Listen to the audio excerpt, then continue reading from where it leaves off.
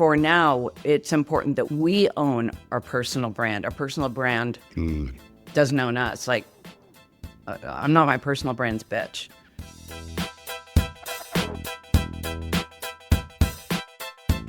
Welcome to the Lean Marketing Podcast. I'm your host, Allan. Today I'm joined by Sally Hogshead. She has some incredibly insightful views on how to fascinate, how to capture attention, how to create charisma. And so very, very happy to have Sally. She doesn't do many podcasts, so we're very privileged to have her. Welcome, Sally. How are you? Oh, I'm great. I am great. Thank you for holding my hand slowly, gently through the process of re-entering the podcasting world. I love the work that you have been doing. I love your new book. And so I'm honored to be able to be here with you. Oh, thank you so much. I'd love to talk to you about your new book, Different is Better Than Better, in a moment. But for maybe the few people who don't know about your work already, give a bit of a background about what you've done and your whole process around being fascinating, essentially. Yeah. Thank you. I, for the last decade, have been studying you. Why does somebody become invested in you? How do you get your raving fans? Why are some people fanatics and some people are apathetic? Why do we fall in love with one brand and not another? Why do we vote for one person and not another? Why do we become obsessed with a certain TED speech? Why do certain countries have a brand? Why do we eat certain foods that we know we shouldn't? We're on a diet. Why do we cheat on our spouses? Why do we buy cars we can't afford? And more importantly, how can we harness those innate qualities that are within each of us, whether we're an entrepreneur, an organization, a brand, a nonprofit? How can we identify the traits that are going to make people most likely to become fascinated by us? Not by changing who we are, but by becoming more of who we are. And for nobody is this more important than for somebody who doesn't have the biggest marketing budget or who isn't the most famous. If you're not the most famous in your category and you can't outspend the competition, then you pretty darn well must be the most fascinating. But as you describe, Allan, there is a system to it. It's not just a spray and pray approach, especially for small business owners or marketing departments. We need to strategically get back to who are we at our best? How are we most likely to over-deliver and outperform? It's true for individuals, it's true for brands, it's true for any organization. And so essentially what I did is I took the model of a focus group. You know, Coke doesn't care how Coke sees the consumer, right? Coke only cares about how does the consumer see Coke. And more to the point, how does the consumer see Coke as being different and better than Pepsi or the other competition? And the same is true for you. What makes you different so that you can stop relying on trying to kill yourself by being better? That's amazing. So having a framework for how others perceive you, because often, I mean, we're kind of shooting in the dark. We're just trying to figure out what we think, others think. And I mean, obviously there will be different people who think different things. So what's the framework for like really understanding at a deep level, how do we come across? And, you know, we've all come across people who have very little self-awareness. They think they're perceived one way and they're really perceived in a completely different way. So like a Michael Scott from The Office sort of thing. Yeah. And, you know, we all have blind spots, of course. But one of the biggest mistakes that we make as individuals is that we try to be all things to all people. Okay, I'm going to go into this meeting and I got to be the funny one. Yeah. Or I'm on a date, I want to be impressive as the powerful one. And the reality is that we are already going to be perceived according to very specific traits. And these traits make us intensely valuable in specific situations. I'll give you an example. I wouldn't necessarily want to be best buddies with somebody who's incredibly aggressive. I wouldn't necessarily want to marry them, but I sure as heck want that if I'm getting audited by the IRS. I want my CPA to be very aggressive. There are times when a lot of us, during COVID, we saw this, that we would have a winning formula at work, at the status meeting or on the Zoom calls, that we were the funny one. Well, the valuation of funny plummeted precipitously during COVID because we shifted into a survival mode. Yeah. But here's the thing, with these qualities, say you're the funny one or you're the aggressive one, that's how you are pre-designed to solve problems. but specific problems. And here's what I mean by that. At my highest and best value, I am passionately creative.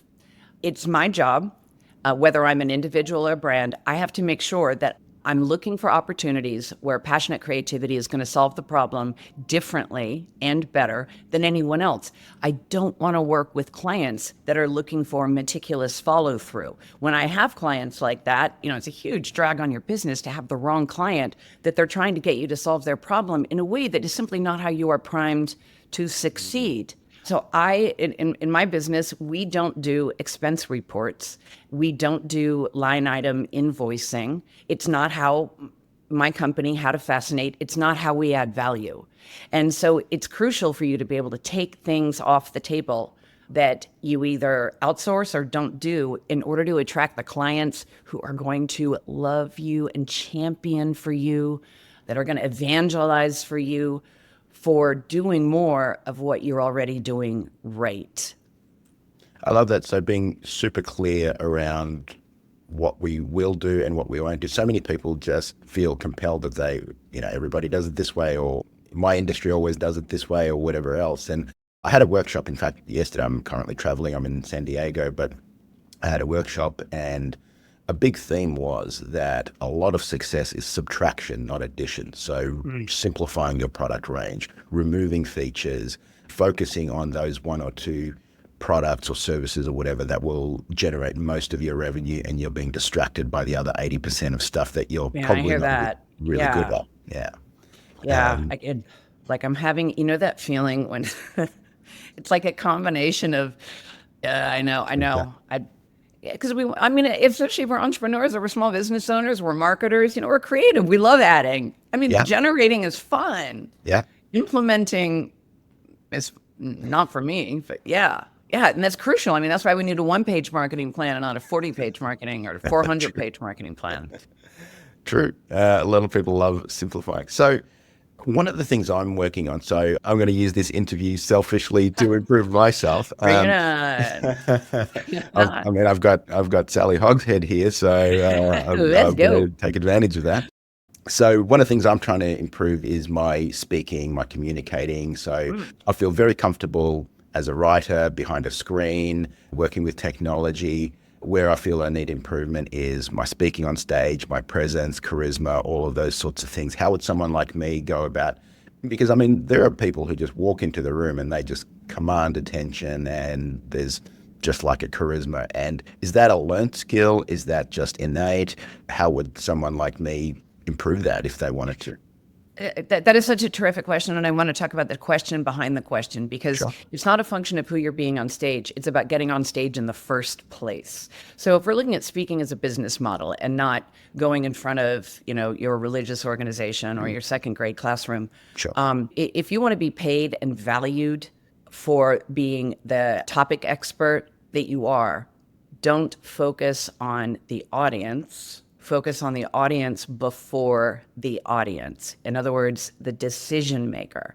A big mistake that a lot of us make is especially if you want to be a professional speaker in any context, if you want to get on those big, juicy stages with, like basically a mosh pit for you, Hmm. it's crucial that you have a topic that very clearly solves a problem.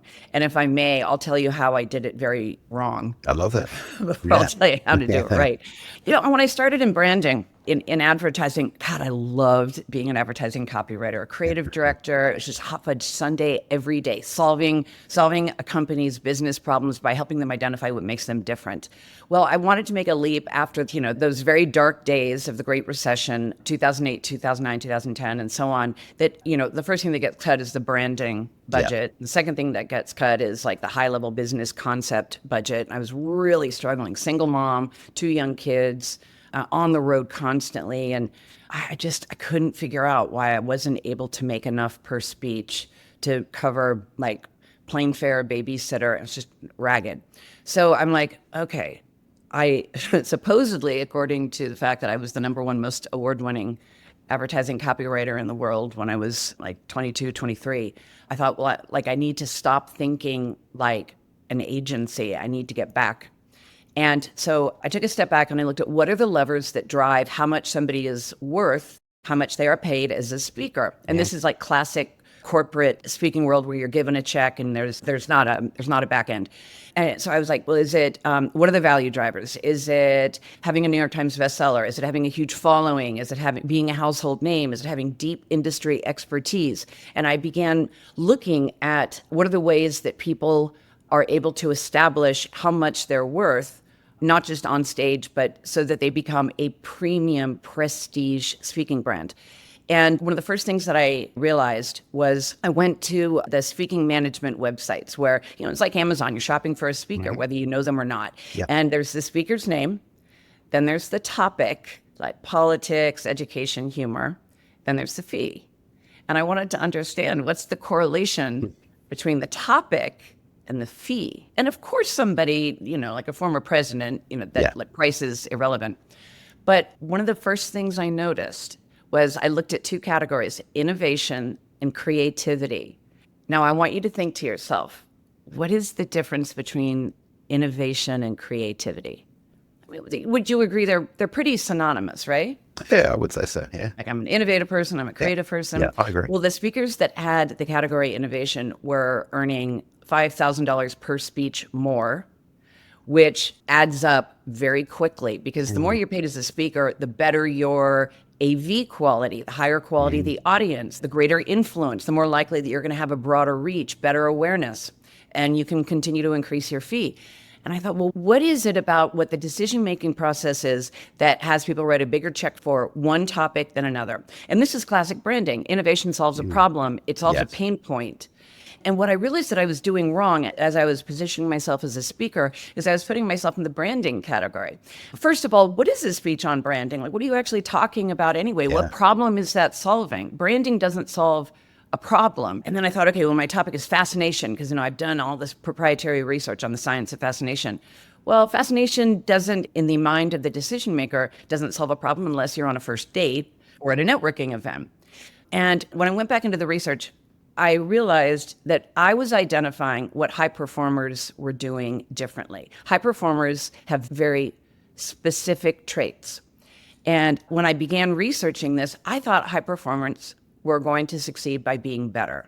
But in fact, individuals, just like brands, they don't succeed by being better. They succeed by being different, by having a specialty, by being known for very specific traits, by identifying the projects, assignments, people, scenarios in which they have a much higher chance of over-delivering. So as a topic, what high performers do differently is much more valuable than how to create a world-class brand. Do you see what I mean?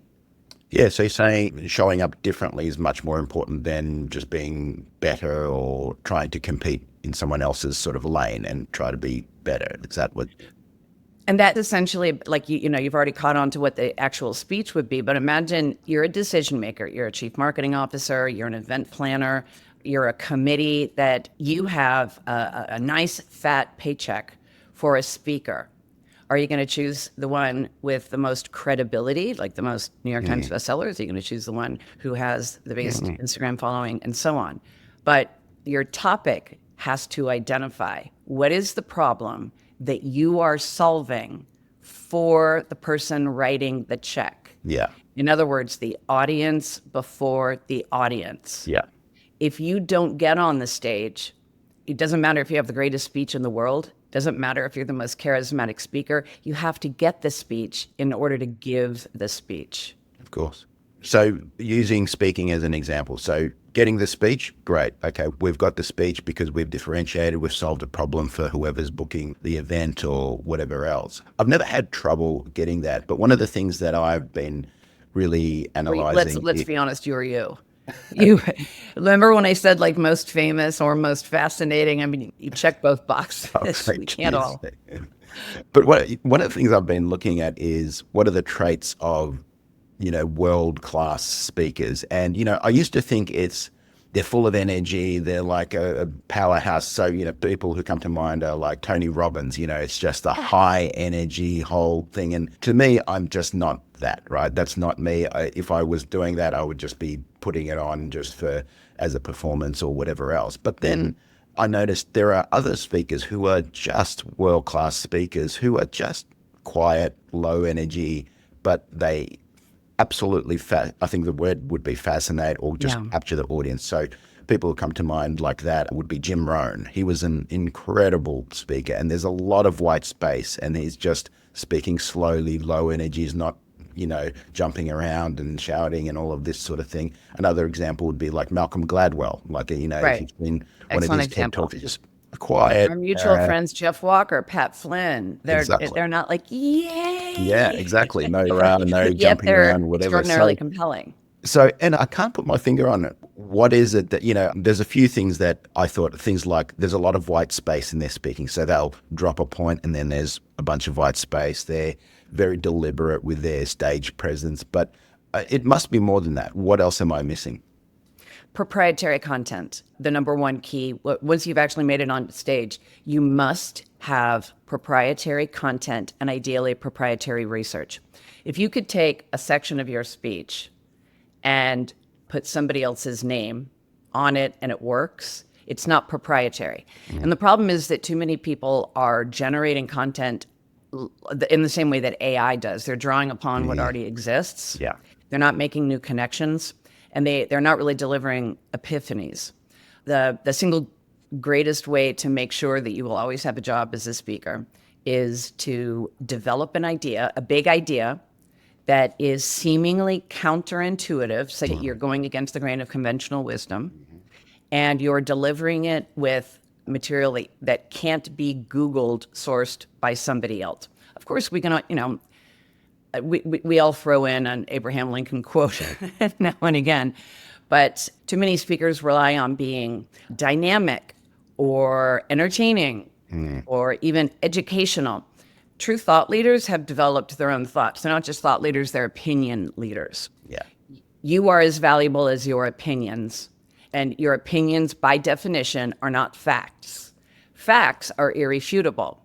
That means you're standing on stage reciting the encyclopedia. Yeah. You must have counterintuitive opinions. Yeah. Well, one of the things we were discussing was exactly that, AI at the workshop. And one of the things that is very clear is AI has kind of this flattening effect, meaning that it's fine-tuned to give you the median response, right? So it's not going to give you a crazy opinion one way or another. I mean, there are little tunings that you can do, but it's going to give you the median response. It's not going to give you an opinion. It's not going to give you a personal story. And so as everything becomes more commoditized, easier to create content, all of that sort of thing, and we're already seeing it. We're just seeing a ton of what I call AI slop, like tons of content, but it's just really mediocre. It's clearly got no opinion. It's just like the median. And so I think in that context, people who have original stories, ideas, opinions, contrarian responses, I think they're going to be the ones who are going to stand out on,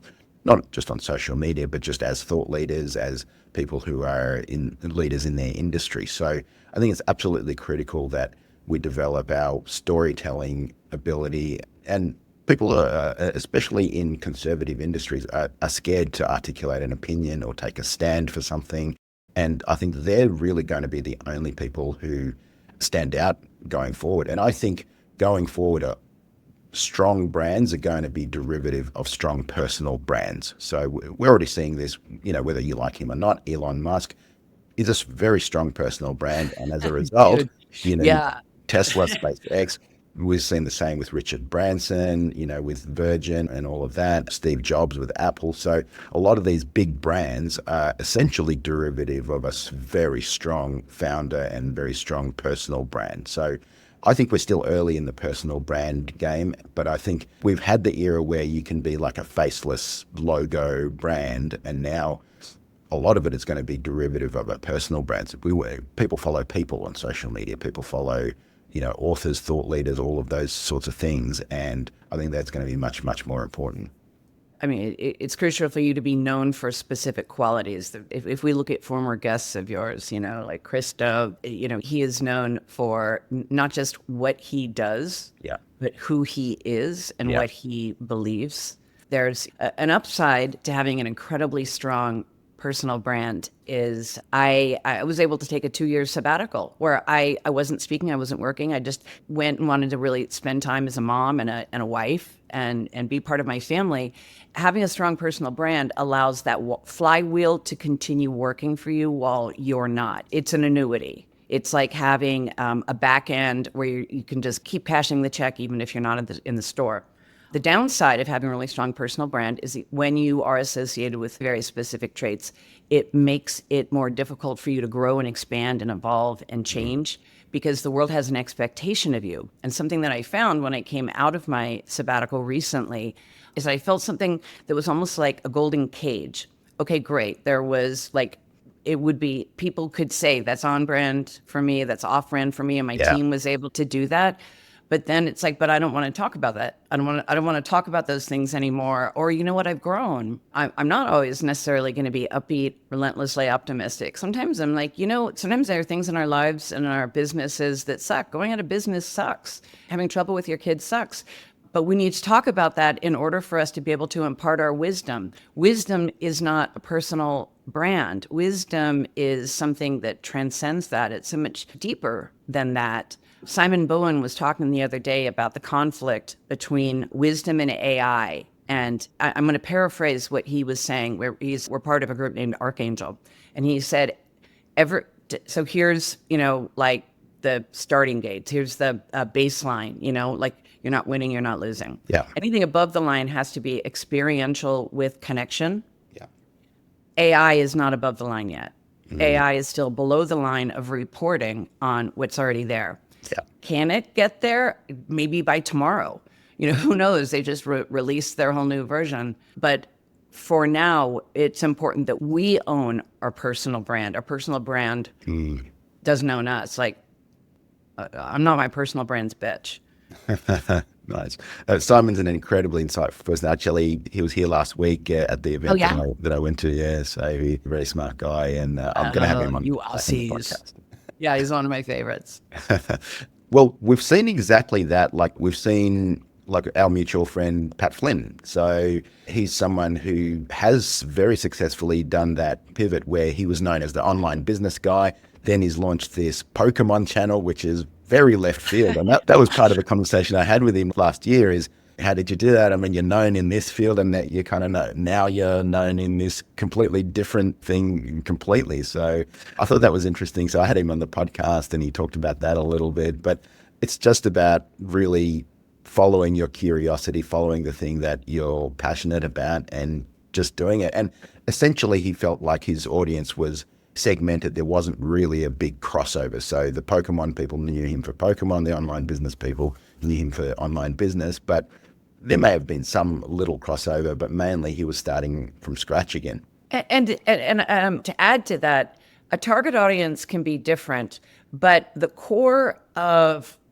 so it's not what you're doing, it's who you're being. Dan Kennedy taught me a great principle. At the highest level, you're not paid for what you do because what you do is a commodity. Yeah. Who you are is irreplaceable. And the more that you build your business and your brand around who you are, what I've observed since Dan taught me that is that you can pivot. So imagine this. We talked earlier about how if somebody's the funny guy in a weekly meeting during COVID, that wasn't adding value because we needed, but humor comes from kind of an ability to see things in an ironic way, to have a little bit of kind of intellectual friction. Yeah. If you're funny, you also can probably find untraditional solutions to different types of problem. Sure. Similarly, Pat created a new business model, but it still sort of comes back to those aspects of him that so intellectual, so forward thinking. Pat had a Tesla before they were even like on the market. And I was like, your car drives itself? How does that work? So what I encourage as we're thinking about our businesses and our brands is that when we make a change, if it still comes back to your core, think of it not as a North Star that points in one direction. Think of it as a beacon that shines in multiple directions. It's like, I would wear something different to a cocktail party than I would like to work out, but the same person still picked out those two different things. Your personal brand is a wardrobe. Yeah, I agree. I mean, obviously, how you show up to your personal friends is different to how you might show up to your clients, is Your different to how you might kids. show up to your partner, and so on. So there are variations of your personality. And there are commonalities. Yeah. Like if I'm very playful at work, when I'm in a situation in which the client doesn't want playfulness, I'm probably not the right, speaker or partner or agency. Yet I'm different. I'm playfully different with a room full of CEOs than I am, I'm out with my kids at the movies. Nice. And all, do you find that too, that who you are, here's it, here's you, the core of you, that as long as it keeps threading back, you know that you're still on brand because you're being congruent. Yeah. Yeah. I remember a quote from Seth Godin. He was saying, don't worry about being authentic, worry about being professional. And I don't think he meant it necessarily exactly literally, but meaning that, hey, authentic might be like, hey, I'm scheduled to speak today. I don't really feel like it, so I won't go. And, you can't do that, if you're scheduled to speak, whether you feel like it, whether like, I remember I was scheduled to speak for like a 3-hour workshop for hundreds of people. And I was sick as a dog. I was just like Okay, literally, like how sick? Give us the details. well, basically, straight after I checked myself into hospital for 5 days, I was on antibiotics. Wow. I'd just come from Bali, and I'd been, I don't want to describe the details, but it was pretty bad. So I Yeah. was on, but I was going to be carried off dead, or before I let down, my friend who had Yeah. invited me to speak and the audience who was there to see me. So anyway, I got through it with a lot of hydration and a lot of help from my wife, who was behind the Oh, scenes, giving me water and I don't know, all sorts of concoctions and things like that. But but you did it. You uh, did. It would have been more damage. Like I say, like I remember one time we were going to an Elton John concert, and of course, it was here in Orlando. It was that huge amphitheater, and he canceled 20 minutes before he was supposed to walk on stage because he had an ear infection. Now I get it. When the standards are that high, you don't want to deliver like an off-key yeah, performance, but which would be more brand damaging, like a bunch of like really upset people. well, Let's come back to that word authentic for a minute. yeah, Okay, I have a love-hate relationship with that word. And we use the word authentic like we use the word unique. It doesn't mean anything. You can be an authentic asshole. I worked for a year on the Jägermeister brand, and I was doing something called, it was called Project Fascination for Jägermeister. And the word that they keep using is it's unique. But the way there was a great British strategist who described it to me, and we all never forget. He said the word unique is a vessel that holds what you're really trying to say. It's mm, not the word itself is bad, but you have to. The vessel is empty if you're only using that word. yeah, And so I think for all of us with our brands, people need to stop describing themselves as authentic mm, or trusted or dynamic or unique. Just like those words have already been co-opted. They don't mean yeah, anything anymore. The word trusted, it's like, well, oh, great, you're a financial advisor. Like you're bragging about being trustworthy. That's like price mm. of entry. That's like in a room full of Harvard grads. Who's smart? Very It's a true. commodity. Very true. Well, that's a good segue to your new book. So, different is better than better. So, I'd love to understand what some of the key concepts in the new book are and how we need to think about being different. Wonderful. And I love that we're talking about the book as though it's already out in the world. The concept is out in the world, but we were talking a moment ago about Harvard and just using that as a Yeah. kind of an easy reference because we can all associate what we mean. For the class of 2023, of those who applied to Harvard, so the high school seniors who were applying, of those who had a 1600 SAT or a 4.0 GPA, so in other words, perfection, Yeah. they were rejected. 90% were rejected. Wow. The world doesn't need better. The competition has risen so much that being better is a commodity. Trying to be better than your competition is extraordinarily expensive. Say you're an agency, you have to hire more people, you have to work more hours, you have to invest more time, you have to have a bigger budget. Let's say you're an already established brand. Maybe something you did differently in the past allowed you to become better, but if you don't keep honing, modifying, evolving that, then you very quickly get on that downward spiral of Mm. obsolescence to becoming irrelevant. Yeah. So here's what I propose. It's good to be better. It's good to have the 1400, the 1600 SAT and 4.0 GPA. That's good.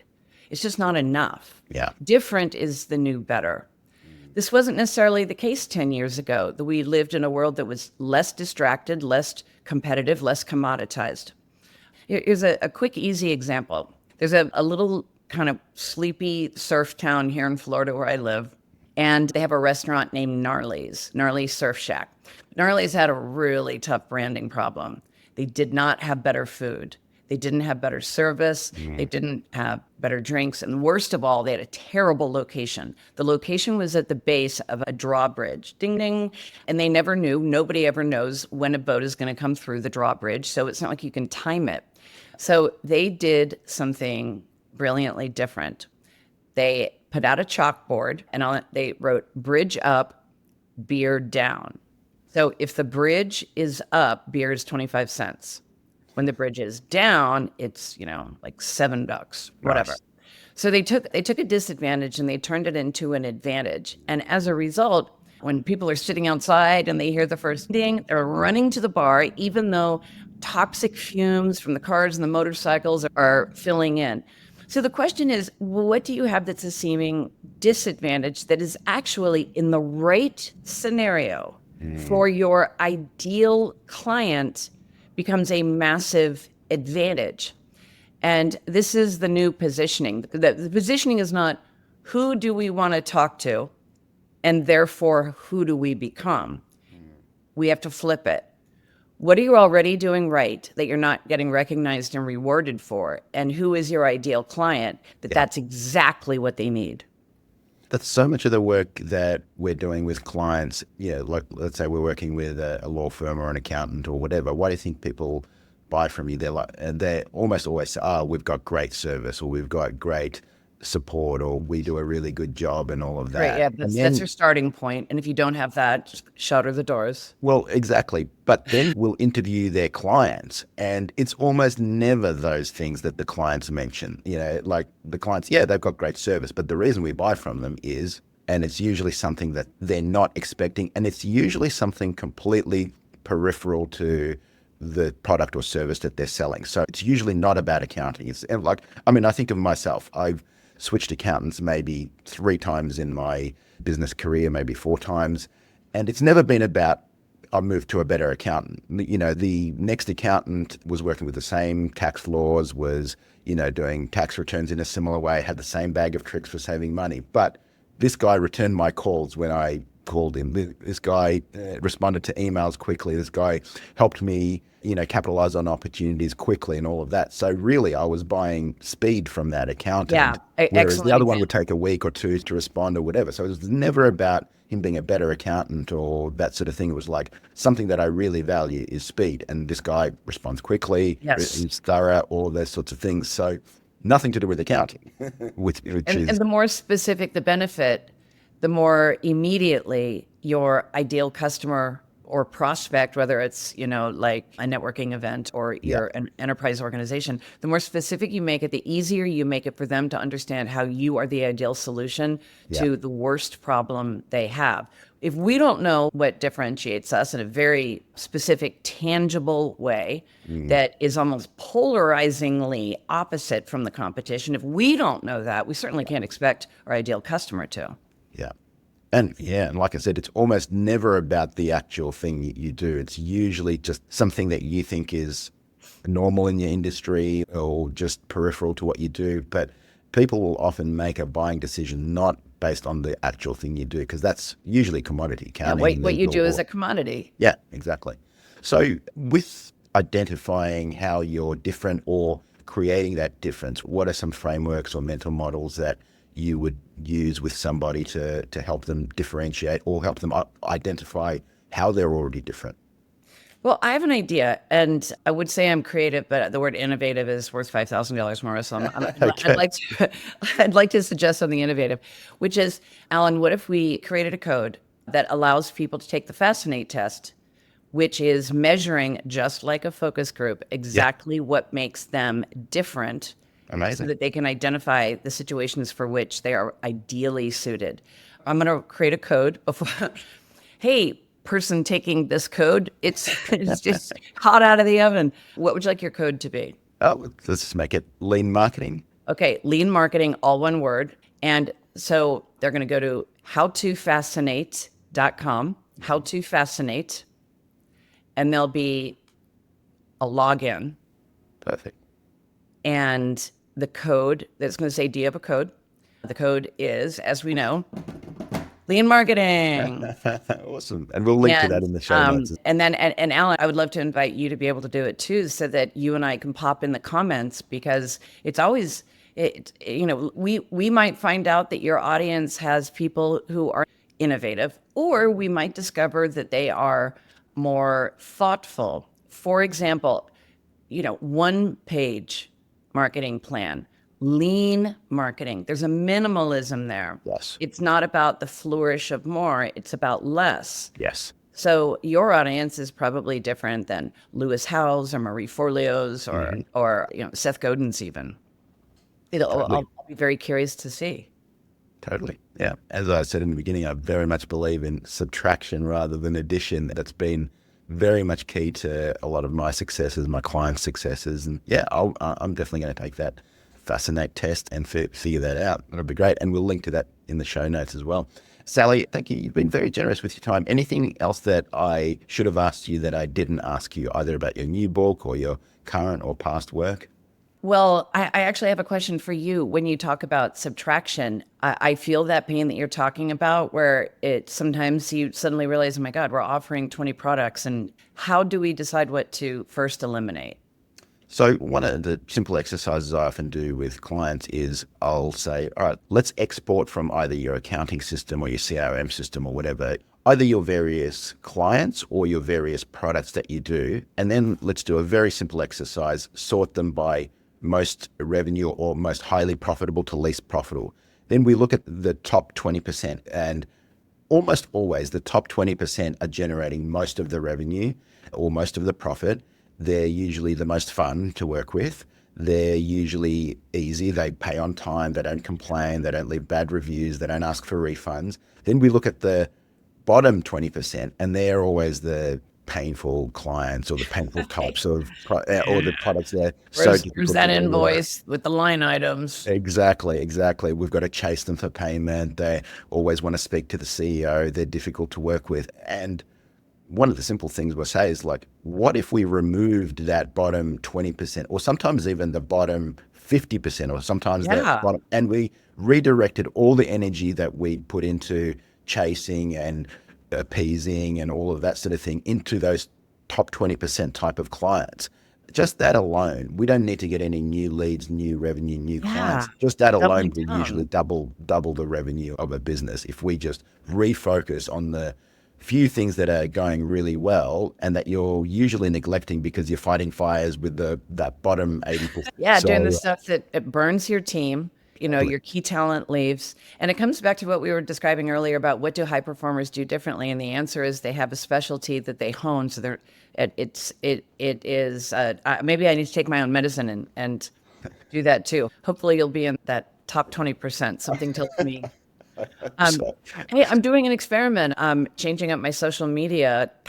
I'm opening the door to that golden cage that we talked about and flying out. And I'd love for people to be able to join me and let me know how it's going. I'm on all social media at Sally Hogshead. Amazing. That'll be Crazy great. that was available as a handle, right? Yeah. Well, there's only one Sally Hogshead, right? God, I hope so. It was hard enough. I wouldn't wish it on anybody. Oh, Allan, what a pleasure to see you again. It was a pleasure speaking. Thank you so much, Sally. You've been very generous with your time and your knowledge. I appreciate that. And I hope to see you maybe later in the year. Yeah, we could see each other this summer. I'm looking forward to it. That'd be great. Thank you. Thank you so much, Sally.